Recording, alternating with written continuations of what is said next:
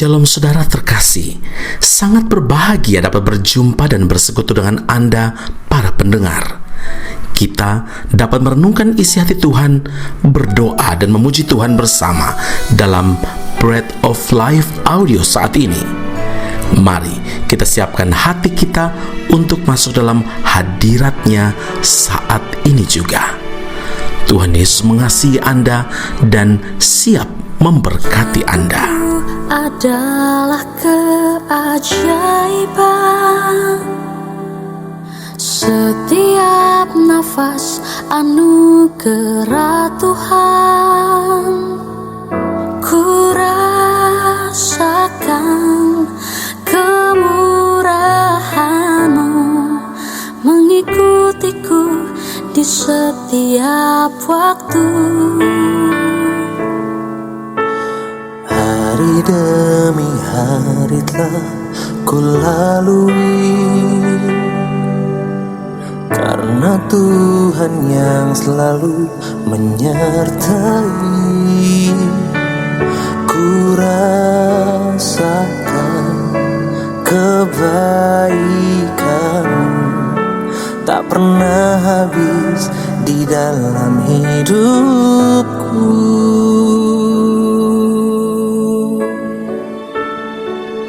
Tuhan, ku berterima kasih untuk hidup yang Tuhan beri. Aku ada semua karena anugerah-Mu. Tuhan, apapun yang ku alami, ku mau selalu bersyukur, sebab Tuhan teramat baik bagiku. Mazmur 25 ayat 9, ia membimbing orang-orang yang rendah hati menurut hukum, dan ia mengajarkan jalannya kepada orang-orang yang rendah hati. Saudara yang terkasih, Nikodemus adalah orang Farisi yang juga menjadi salah satu pemimpin agama Yahudi, anggota Mahkamah Agama yang dikenal dengan sebutan Sanhedrin.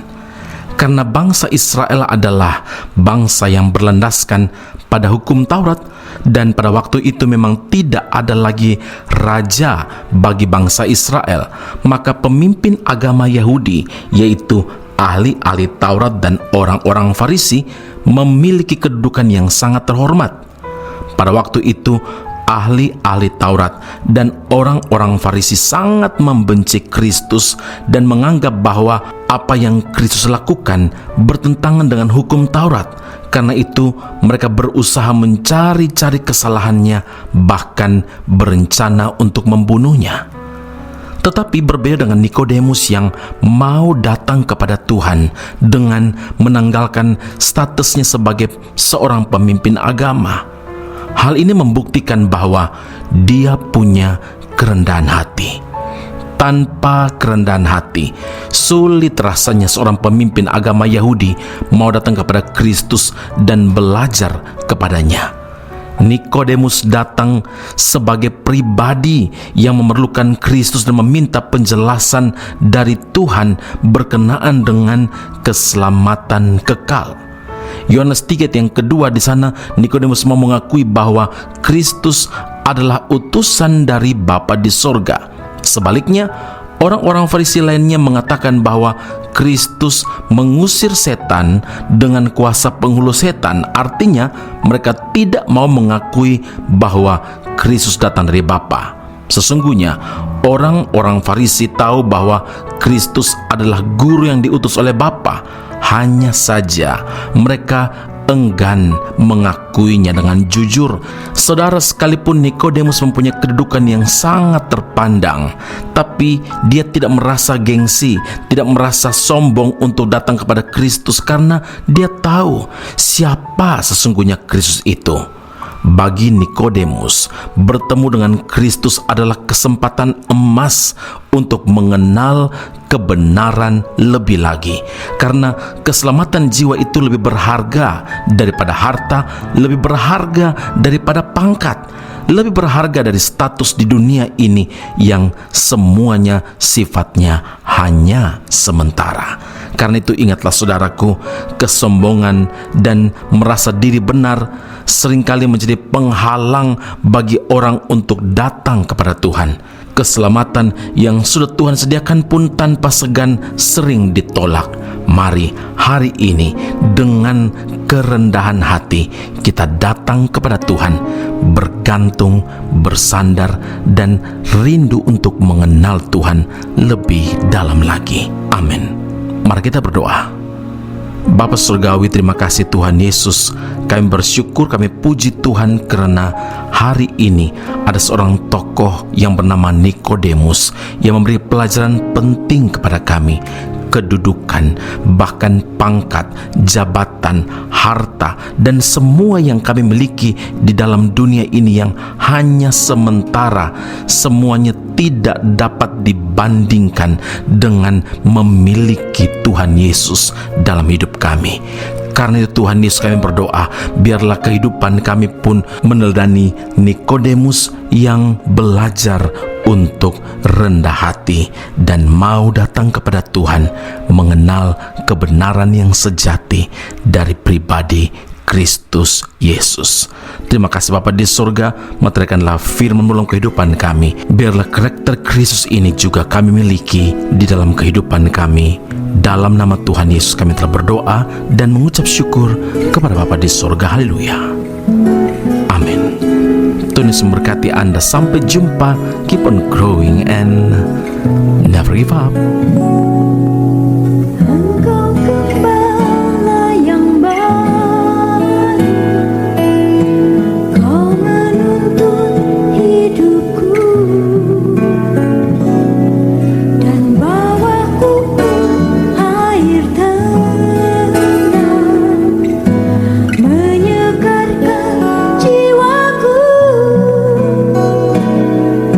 Sekalipun ku berjalan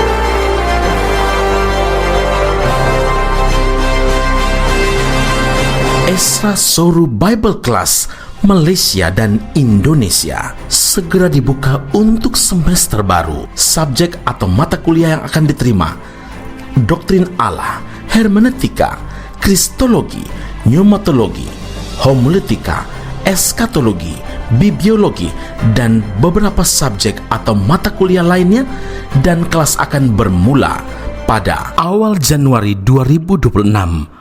Awal Januari 2026. Kelas akan dilakukan secara online dengan menggunakan aplikasi Zoom. Untuk informasi lebih lanjut dan pendaftaran, sila hubungi 017 7923 798. Sekali lagi 017 7923 798. Jangan lewatkan kesempatan ini. Tuhan Yesus memberkati Anda.